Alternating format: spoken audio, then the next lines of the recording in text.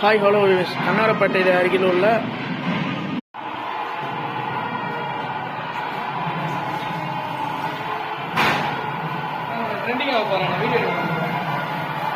நிறைய போட்ட வீடியோலாம் போட்டிருந்தா கூட ட்ரெண்டிங் ஆகிருக்கலாம் உங்களுக்கு.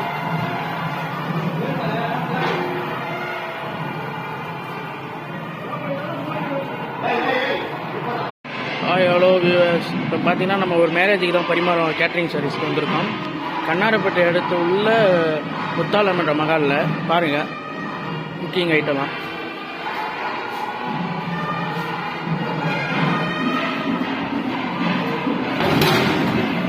பூரி கிழங்கு,